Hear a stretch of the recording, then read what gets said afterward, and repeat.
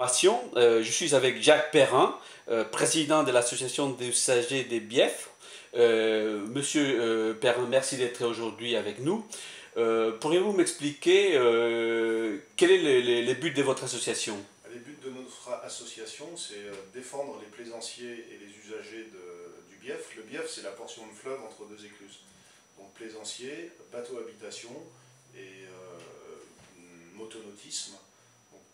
Tous les usagers du fleuve. Donc, qui dit bateau dit port. Alors, vous êtes ici pour nous parler des projets de port des Doris sur la concertation. Expliquez-moi, s'il vous plaît. Tout à fait, oui. Moi, je tenais à dénoncer ce simulacre de concertation. Le projet est verrouillé, rien n'est modifiable. Ça, c'est un premier point.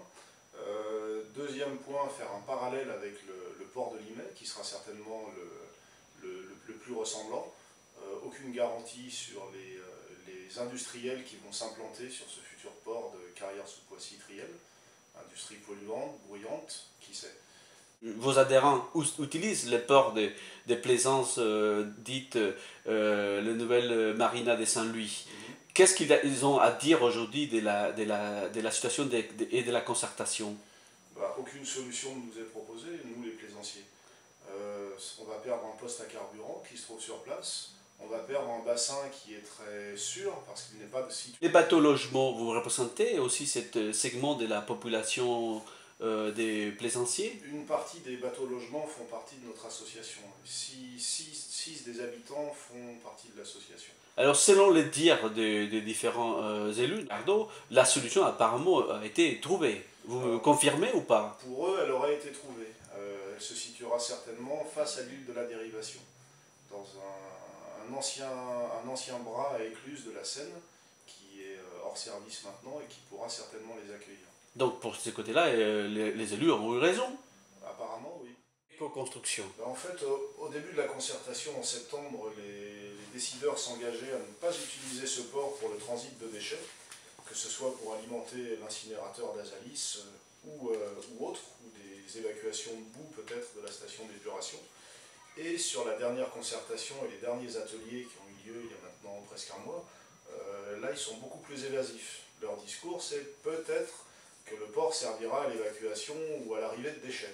Parce qu'il faut savoir que l'incinérateur d'Azalis tourne à peu près à 30% de ses capacités.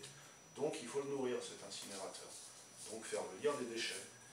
Et ce qu'on peut dire aussi, c'est qu'en imposant, on peut le dire, ce projet de port à déchets, on casse tous les effets du maire de Carrières-sous-Poissy en faveur de l'environnement, parce qu'il a créé un espace naturel sensible d'une centaine d'hectares. Avec les conseils généraux? Tout à fait, oui.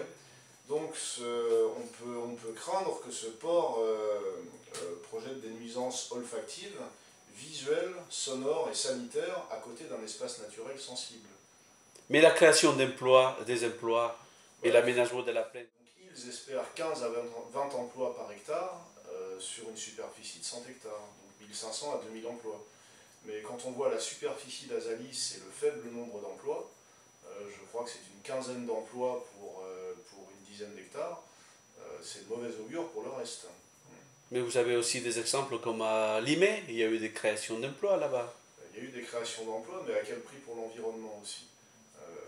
On peut parler de ce recycleur de métaux qui s'est installé à Limay, qui ne dépollue pas la ferraille avant de la broyer et qui fait régulièrement des explosions. Sur la proposition qui a été faite par les riverains des Vilaines, notamment sur la création d'un channel qui permettra une accessibilité à la fois pour la zone portuaire, mais aussi la possibilité d'avoir ce que vous demandez finalement, le port de plaisance. Elle est très intéressante parce qu'en plus elle permet aux barges qui rentrent, les barges ce sont des trains de péniche de parfois 100 à 120 mètres de long, de rentrer tangentiellement à la Seine, de ne pas avoir besoin de se mettre travers au courant pour rentrer. Les élus ne donnent pas suite. Est-ce que vous comptez faire des autres types des manifestations? On tient vraiment à se battre jusqu'au bout pour conserver de la plaisance sur ce secteur. D'accord. Écoutez, Monsieur Perrin, je vous remercie de votre temps et vous inaugurez, je l'espère, des interviews fort importantes sur les débats d'aujourd'hui. Je vous en remercie.